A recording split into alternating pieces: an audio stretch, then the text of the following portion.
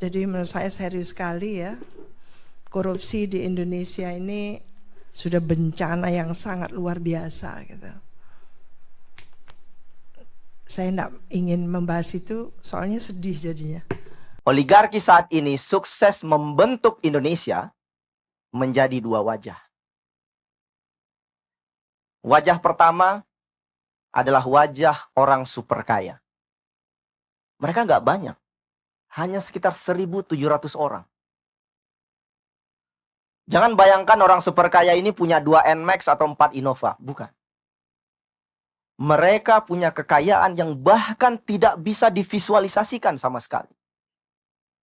Mereka punya properti banyak, mereka punya aset, saham, kapal pesiar, mereka punya pesawat jet, mereka bisa terbang kemanapun mereka mau. Mereka punya segalanya untuk bisa mendapatkan akses kesehatan. Mereka menyekolahkan anak-anak mereka di tempat pendidikan terbaik. Kami menemukan 50 orang saja, itu setara 55 juta penduduk kekayaan. Saudara, gimana? Anda ngerasa capek nggak ngelihat situasi negeri kita akhir-akhir nih? Satu sisi kita tahu pajak kita ditarik begitu rupa, bahkan UMKM pun tak luput dari sasaran pajak. Lalu harga beras, BBM, dan lain-lainnya terus naik makin mahal. Tapi tiap kali kita buka berita yang muncul selalu soal korupsi. Ada korupsi makan bergizi gratis sekian triliun, OTT kepala daerah, bupati, wali kota, penangkapan pejabat ini, pejabat itu, termasuk pejabat bidang keagamaan pun masuk jeruji. Lalu ada ditemukan emas puluhan kilo, duit ratusan miliar di brankas. Dan saking banyaknya korupsi di negeri ini, salah satu portal berita membuat halaman khusus berita harian korupsi. Dan itu update setiap hari. Dan anehnya saudara, tiap kali kasus korupsi besar terbongkar, ada OTT dan lainnya, pejabat bukannya kapok, yang ada korupsi malah kayak makin menjadi-jadi. Dan yang makin bikin prihatin utama ketika korupsi melibatkan para pejabat tinggi, apalagi pejabat di institusi strategis seperti yang hari ini terjadi, solusinya terlihat dan terkesan selalu sama. Mari kita tingkatkan koordinasi, mari harmonisasikan antar institusi. Ringkasnya, ya mari kita kompromi. Maka wajar saja saya kira ya, jika kemudian rakyat melihat ini sebagai akal-akalan politik sesama pejabat untuk bisa saling mengamankan posisi sekaligus amankan hasil korupsi. Rakyat yang sesara, mereka yang bagi-bagi harta. Saudara, kita penting untuk kembali ke soal dasar. Kenapa maling uang rakyat di negeri seperti tak ada habisnya? Jawabannya saya kira sangat jelas bahwa dari awal sistem sekuler ini memang seperti membuat orang mudah atau bahkan layak korupsi. Lihatlah ketika siapa mau duduk di kursi jabatan apa saja harus bermodal puluhan sampai ratusan miliar. Nah, ini uang dari mana?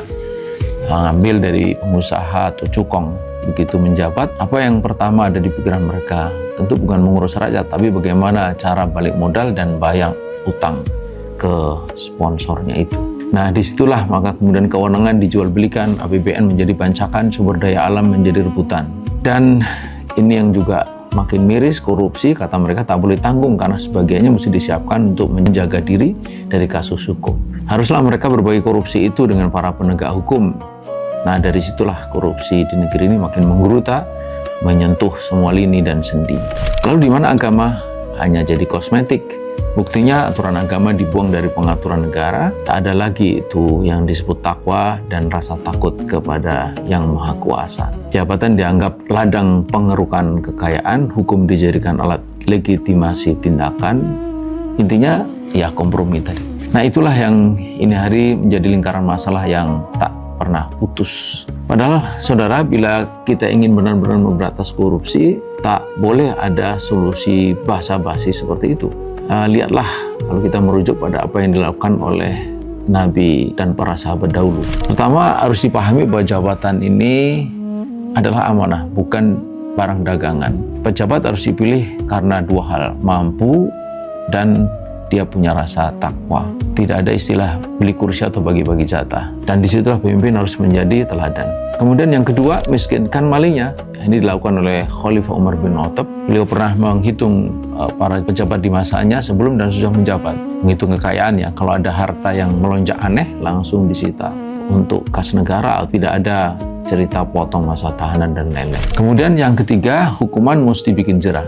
pelaku diumumkan mukanya ke publik, dimiskinkan, bahkan dihukum mati kalau sampai korupsi pada jumlah yang merusak tatanan hidup rakyat banyak. Dan yang utama saudara, sesungguhnya korupsi tidak akan pernah mati jika akar sekularisme kapitalis terus dipelihara. Karena sistem itulah yang membuat manusia ini hari begitu mendewakan kekayaan dan jabatan, tak peduli lagi terhadap ketakwaan. Nah, karena itu saudara melihat itu semua, tidakkah kita sadar dan rindu untuk kembali kepada tatanan yang benar yang datang dari Zat yang Maha Benar? Itulah syariah kafah, karena itulah satu-satunya jalan yang mampu mencabut kejahatan korupsi sampai ke akar-akarnya dan mewujudkan kehidupan yang penuh rahmah. Insya Allah.